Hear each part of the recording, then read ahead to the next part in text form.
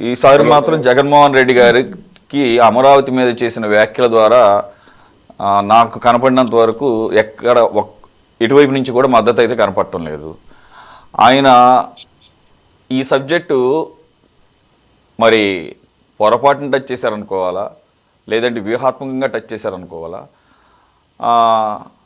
రెండు, ఆయన కేటగిరికల్గా ఈసారి తేల్చేశాడు. నేను కనుక వస్తే అమరావతిని అలా అలా ఉంచడం కూడా కాదు, అసలు కొనసాగించను అనే టైప్లో మాట్లాడాడు. సో ఆయనకి ఇది రాజకీయంగా ఏ రకమైనటువంటి పరిణామాలను తీసుకొస్తుంది?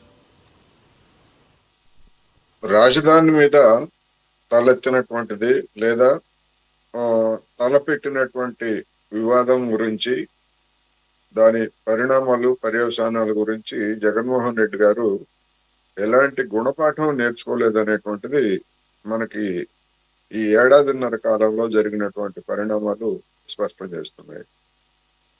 అందువలన ఆయనకి మరి సలహాలు ఇస్తున్నటువంటి వాళ్ళు కావచ్చు, లేదా ఆయన బుర్రలో ఉన్నటువంటి అంశాలు కావచ్చు, ఇటువంటి వాటి ద్వారా ఆయనకు వచ్చేటువంటి మైలేజ్ కానీ అది ఏమి ఉండదనేది నా అభిప్రాయం. ఎందుకు ఇటువంటి తీసుకొస్తున్నారు అంటే, నా అభిప్రాయం ప్రకారం విధానాల మీద పోరాడేటువంటి ధైర్యం కానీ, లేదా విధానాలను విమర్శించేటువంటి దానికి కానీ లేదు.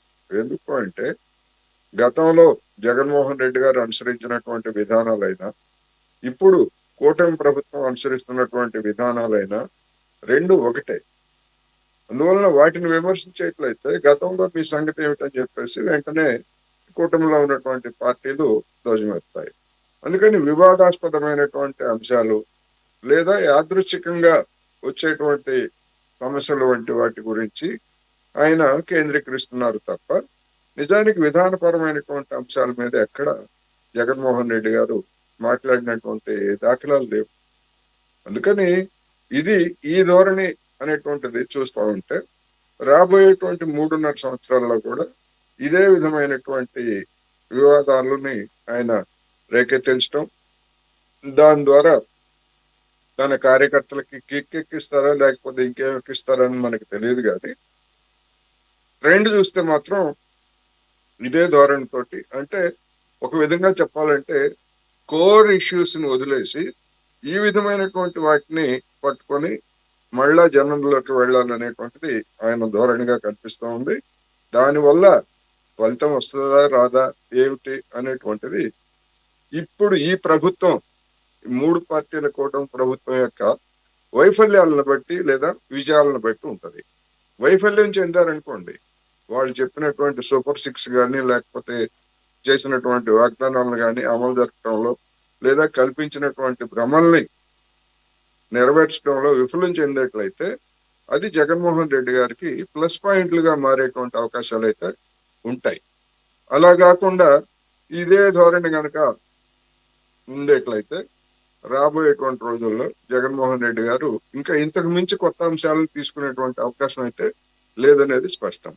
అదేవిధంగా మన కిషోర్ గారు మాట్లాడుతూ అంటే ఆయన అదృచ్ఛికంగానే అని ఉంటారు. కేంద్రం నుంచి రాజధానికి నిధులు వచ్చాయని చెప్పేసి చెప్పారు. కేంద్రం నుంచి రాజధానికి నిధులు ఎక్కడ వచ్చాయండి?